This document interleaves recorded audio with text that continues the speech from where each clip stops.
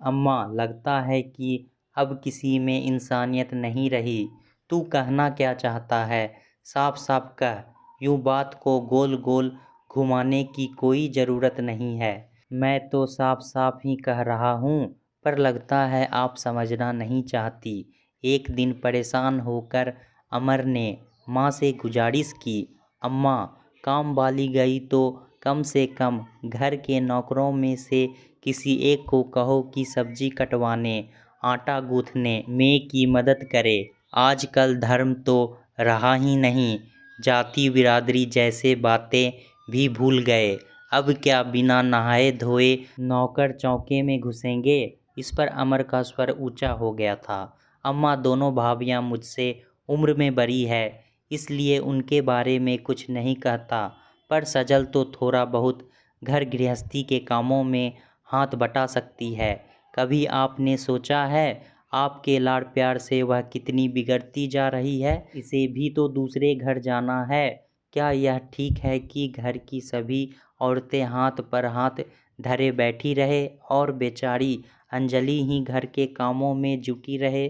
तो किसने कहा है इसे नौकरी करने के लिए?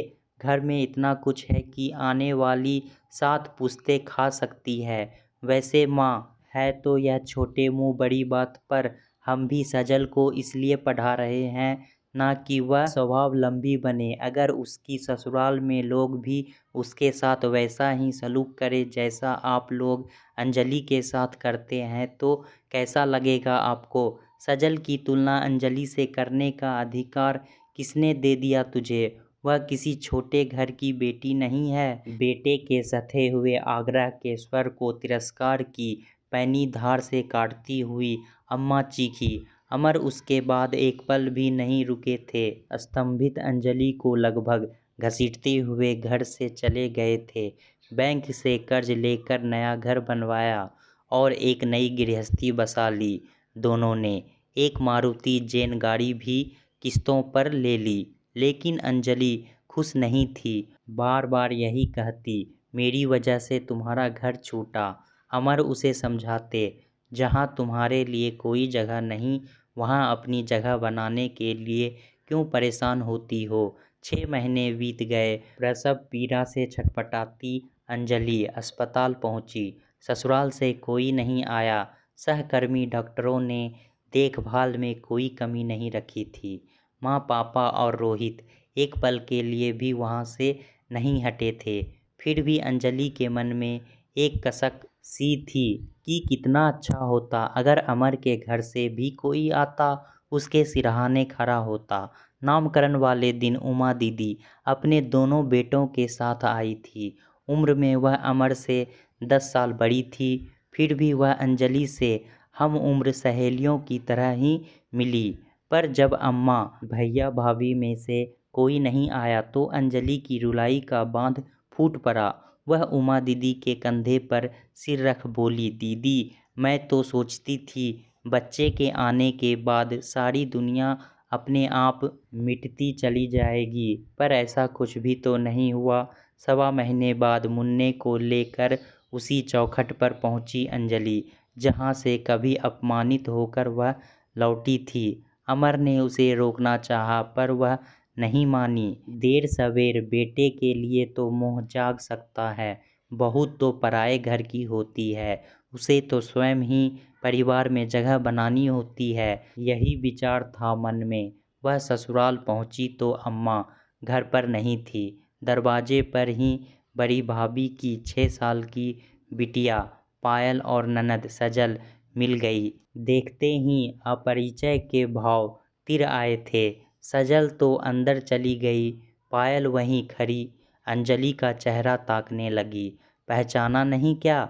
सोनू, मैं तुम्हारी चाची। अंजलि नाम सुनते ही वह डर कर और पीछे हट गई तो उसने स्वयं मुन्ने को पलंग पर लिटा दिया और पायल को पुकारा, नन्हे मुन्ने से नहीं खेलोगी? पायल अब सहज होकर मुस्कुराने लगी थी। मुन्ने को पायल के पास लिटाकर अंजलि पूरे घर का चक्कर लगा आई। पूरा घर बेतरतीब पड़ा था। भाभी पलंग पर लेटी कहार रही थी। उन्हें तेज बुखार था। अंजलि ने केमिस्ट को फ़ोन कर दवाइयाँ मंगवाई। फ्रिज से ठंडा पानी निकालकर भाभी के माथे पर ठंडी पट्टियाँ रखने लगी। कुछ देर बाद भाभी का बुखार उतरने लगा। अंजलि इस बीच चौके में जाकर दलिया बना लाई। घर के अन्य सदस्यों के लिए भी दाल सब्जी छौंक दी। अब भी उसे याद था, महाराजिन के हाथ का पका खाना अम्मा नहीं खाती है। 12 बज चुके थे। भाभी की तबीयत थोड़ी सुधरने लगी थी। अम्मा अभी तक लौटी नहीं थी। अंजलि ने डोंगे में दलिया पलटकर उसमें दूध डाला और भाभी के पास जा बैठी। भाभी की आंखों में स्नेह छलक आया था। सजल अब भी तुनकी हुई थी। अंजलि ने कुरेद कर उसकी परीक्षा की तैयारी के बारे में पूछा तो वह सहज हो उठी थी। पायल मुन्ने के साथ खेल रही थी। तनाव के बादल छटते जा रहे थे। इतने में अम्मा आती दिखाई दी।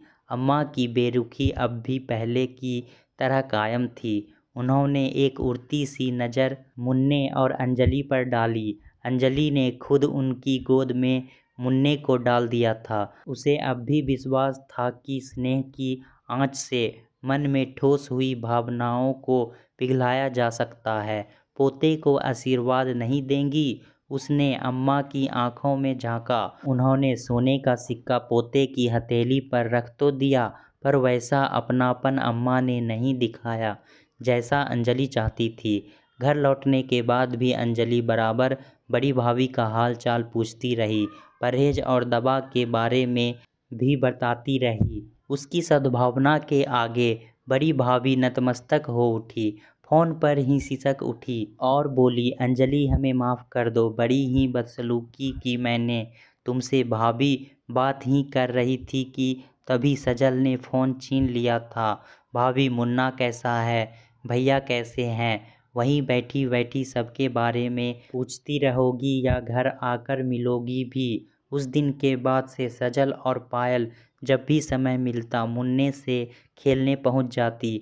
भाभी फ़ोन पर ही मुन्ने की परवरिश की हिदायतें देती रहती। कभी कभी अम्मा से छिपकर मुन्ने के लिए सौंफ मिश्री की भुनी और अंजलि के लिए पिस्ते बादाम की कतली भी बच्चे के हाथ भिजवा देती। धीरे धीरे अमर के परिजनों से अंजलि की दूरियां सिमटने लगी थी, पर उसे तो अम्मा के पास पहुंचना था। परिवार की धुरी तो वही थी। अचानक अम्मा की कराहट ने अंजलि को अतीत के झरोखे से खींचकर वर्तमान में ला पटका। सामने ईसीजी मशीन का मॉनिटर उनके हृदय की धड़कनों का संकेत दे रहा था। एकाएक अम्मा की सांस फूलने लगी, शरीर पसीने पसीने हो गया। घर के सभी सदस्य घबरा गए थे। सजल जोर जोर से रोने लगी। तीनों भाई उसे सहारा दे रहे थे। मंजली भाभी भी 2 दिन पहले ही पहुंची थी। डॉक्टर ने अंजलि को कमरे में बुलाकर बताया, स्थिति नाजुक है, फौरन ऑपरेशन करना पड़ेगा, पैसे जमा करवा दीजिए।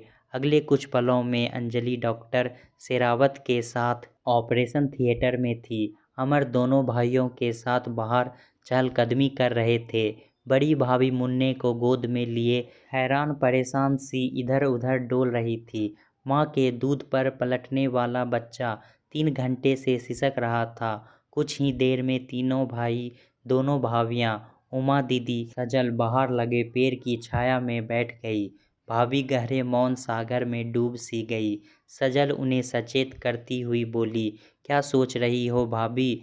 लंबी सांस लेकर भाभी बोली, कहने को तो अम्मा की 3 बहुएं हैं, पर हर जगह हर समय अंजलि अपनी जगह खुद बना लेती है।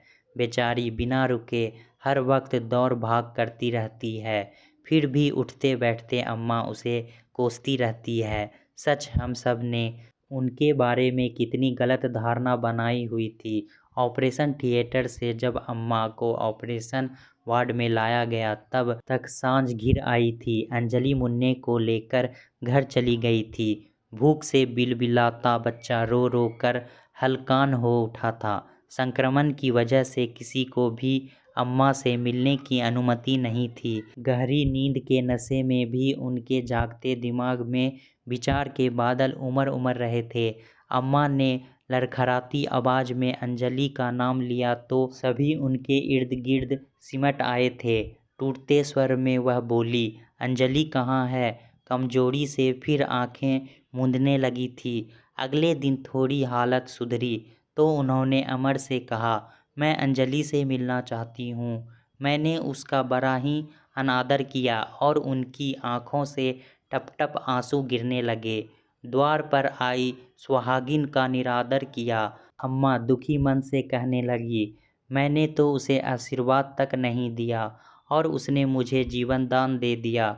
माँ की बातों का उसकी संतान कभी बुरा नहीं मानती। अमर बोला, इन 3 सालों में मुझसे ज़्यादा तो वह तुम्हारे लिए छटपटाती रहती है। अम्मा उस रात अम्मा को बहुत अच्छी नींद आई। सुबह की किरण के साथ जब कमरे का पर्दा सरका तो पूरा कमरा गुलाब की सुगंध से महक उठा। खिड़की के पर्दे सरकाकर अंजलि ने पूछा, अम्मा अब कैसी हैं? आंखें मूंदकर उन्होंने गर्दन को थोड़ा हिलाया, फिर इशारे से उसे अपने पास आकर बैठने को कहा। दिन के उजाले में अंजलि के ताजगी भरे चेहरे को अम्मा अपलक निहारती रह गई। सुंदर तो तू पहले से ही थी, माँ बनकर और भी निखर गई। तभी मंजली भाभी मुन्ने को लेकर कमरे में आई और बोली, दादी को प्रणाम करो। अम्मा उसे आशीर्वाद देती रही, सहलाती रही, पुचकारती रही, क्या नाम रखा है? ऐसे कैसे नाम रखते? अम्मा वह तो आपको ही रखना है। अंजलि ने आदर भरे भाव से कहा तो अम्मा खुद को अपराधीन समझने लगी।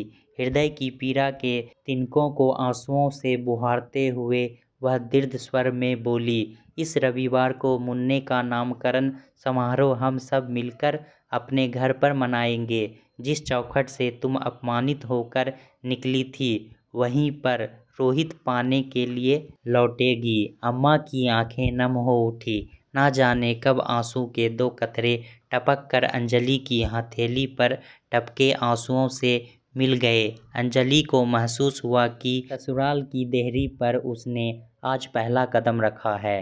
दोस्तों, ससुराल में पैसे वाली घर की बहू को बहुत इज्जत दी जाती है। वहीं अगर कोई बहू के मायके वाले कमज़ोर हैं तो उन्हें लोग इंसान समझना भी ज़रूरी नहीं समझते और उनसे नौकरों जैसा व्यवहार करना शुरू कर देते हैं।